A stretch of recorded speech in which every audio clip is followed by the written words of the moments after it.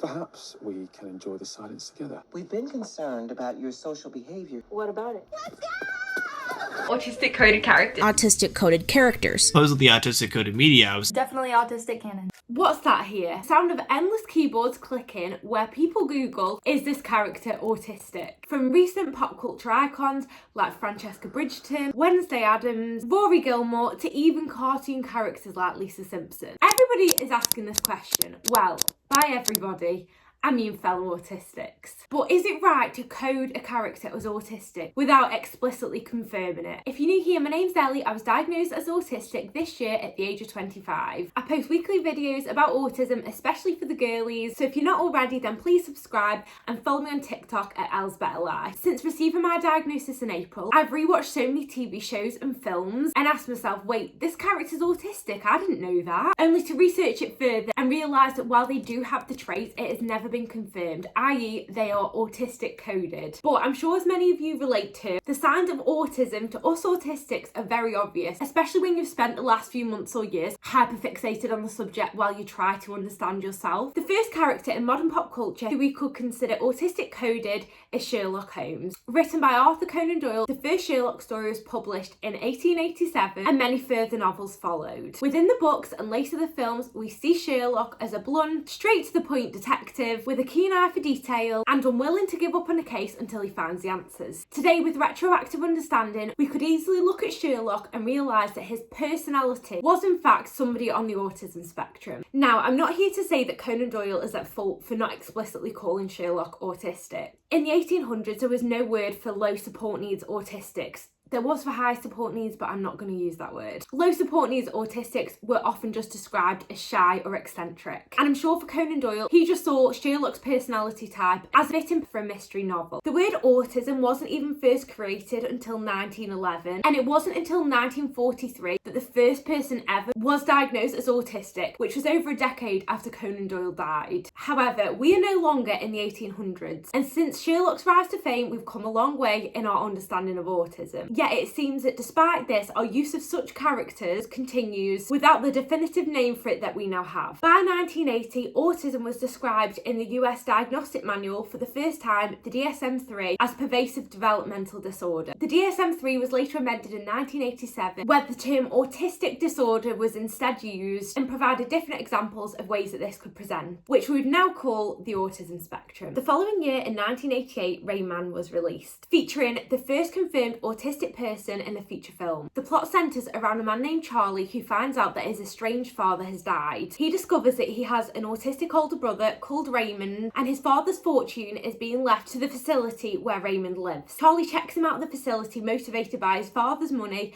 and along the way discovers that Raymond has an amazing ability for memorising and calculating numbers. The film won 4 Oscars and was seen as a groundbreaking representation of autism due to challenging the stereotypes at the time that autistic people couldn't be intelligent, and showed the inner workings of the autistic mind. Yet in 2024, Rainman is causing a new problem. Since its release 36 years ago, there have been very few depictions of autism in the media, at least ones that have actually been confirmed. It's for this reason that many, even to this day, think that Rainman is the default of how autism presents. In fact, Rainman himself wasn't just autistic, he also had savant syndrome in the movie, which is where somebody demonstrates exceptional aptitude in some areas like maths or art, but also struggles with significant social or intellectual difficulties. The character was actually based on a famous real-life mega savant, Kim Peek, and while savant syndrome can be displayed in about 10% of autistics, this combination of both conditions only blurs the lines of what autism actually looks like. Without understanding these conditions, the average person couldn't watch Rainman and understand which parts of Raymond's behaviours were because of his autism and which were because of the savant syndrome. However, due to the popularity of this film, Rainman was internalised by the general population as the default way that autism can present, which the autistic community have come to be haunted by. Do not misunderstand me. I don't think that Rainman is a bad film or even a bad reflection of how some autistic people may present, because I'm sure there are a lot of autistics out there like Raymond. But as we all know, autism is a spectrum, and as the saying goes, if you've met one autistic person, you've met one autistic person. The problem is that when they're only explicitly stated understated autistic character is Rainman. It skews the perspective on how autism actually presents for the majority of our community and creates a new stereotype where it becomes headcanon of what autism actually looks like rather than the reality. So as a result, when us autistic struggles as children, our parents, teachers, doctors never saw our autistic traits as just that because they didn't recognise them things as autism. Instead, we were hit with labels like bossiness, shyness, anxiety, when there was actually a lot more that was going on. It's no wonder that 80% of autistic females are still undiagnosed at the age of 18. So let's look at some of the popular autistic coded characters that we have seen in the media. When season 3 of Bridgerton premiered on Netflix in May this year, I instantly thought Francesca is autistic. Observing her, she's very different to her siblings, much preferring time to herself playing music than being amongst the noise and chaos of her family. Even when she spends time with her future husband, John Sterling, they sit in silence rather than speaking to each other, which I would call an autistic love language. After binging the series, I saw lots of conversations about this online within the autism community, but I was really disappointed that this subject wasn't explored more. And yes, I know that autism wasn't understood during the Regency era, but Bridgerton isn't exactly known for being historically accurate anyway, so I think this would have been an amazing way of bringing up this subject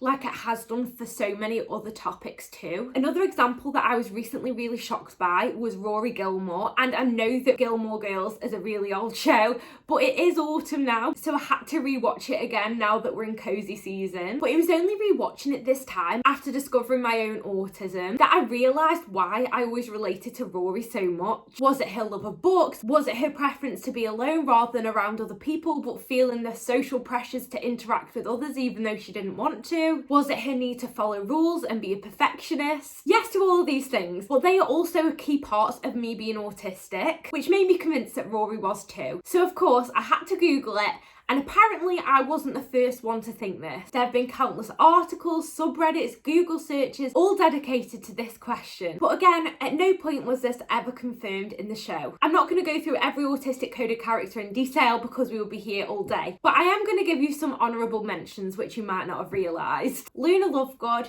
Matilda, Wednesday Addams, Sal from Beauty and the Beast, Lilo from Lilo and Stitch, Anne Shirley Cuthbert from Anne with an E, Beth from The Queen's Gambit, Maria from The Sound of Music, Lisa Simpson, Phoebe Buffay, Amy from Sex Education, Cassie from Skins, and I could go on and on for days. It's actually crazy how many of these that I related to over the years, only to now realise why I related to them all so much. So what's the problem here? It's great to have representation for autistics and the way we experience the world, right? Wrong. By definition, a code is something that helps to hide a secret meaning, which means that to understand that meaning, you first need to understand the code in the first place. In other words, to recognise these autistic traits in these autistic coded characters, you first need to understand what autism actually looks like. Many of the discussions surrounding autistic coded characters are from people that are autistic or those within the autism community who haven't yet been diagnosed. As autistics, we relate to these characters and feel less alone, especially when we spend our real lives surrounded by illicit people who don't seem to understand us. Having these characters is amazing when you understand that you are autistic, but what about those people who don't yet realise that they're autistic? While watching these characters as an unsuspecting autistic can be validating, it's the kind of validation that acts as a security blanket rather than one that is actually going to help. From my own experience watching these characters before my diagnosis, I would tell myself if I act like Rory Gilmore or Anne Shirley Cuthbert, I must be normal, and as a result the little voice in my head that said that there was something different about me was squashed and ignored every time. That means that those unsuspecting autistics like me pass off their autistic traits as just a personality quirk rather than helping form a deeper understanding of the way that they act and why. I hear at least one person saying it. Okay, Ellie, but it isn't that deep. Yes, it is, because by definition, autism is disabling, which means that all autistic people are going to have struggles, and blame yourself so much for why you're emotionally dysregulated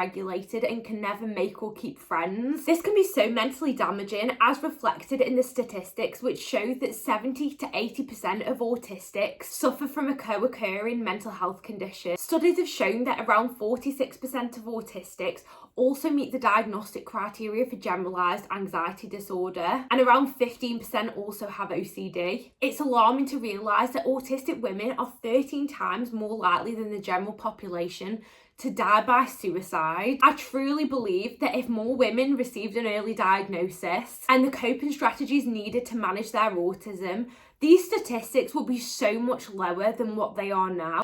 Autistic accommodations can be life-changing, but you can't make them accommodations until you realise what is wrong in the first place. So, what is the solution? In my opinion, and please let me know if you agree, these companies need to start explicitly saying whether their characters are autistic. That way they could openly encourage conversations about autism to not only help people realise that what they are experiencing is autism, but also to change the stereotypes that the wider population has about autism, which would mean that it would be a lot more recognised as a whole when we receive our diagnosis. Little girls, instead of being called shy or bossy, could instead say, I'm different like Matilda because I'm autistic, and that is amazing. There have been so many positive changes surrounding autism already, which are reflected in the huge amount of people that are now getting that later diagnosis in the last few years. But this isn't because of these big companies helping. This is actually because of platforms like YouTube and TikTok, where people are breaking down the barriers surrounding autism. I wouldn't have received my own diagnosis, let alone understood that I was autistic in the first place, if it wasn't for other people who were sharing their own autism journeys. It's estimated that in the UK alone, there are hundreds of thousands of undiagnosed autistics. So imagine the difference that could be made in our community if the likes of Netflix and Disney could openly call their characters autistic with the reach they have by starting these conversations. It's about time that we leave the 1800s once and for all and call these traits what they are: autism. Please let me know your thoughts on this in the comments. If you relate to any of this, then please subscribe, and if you are starting your own autism journey, then I have a resource which will really help you in the description below. Thank you for watching till the end, and see you next week. Bye!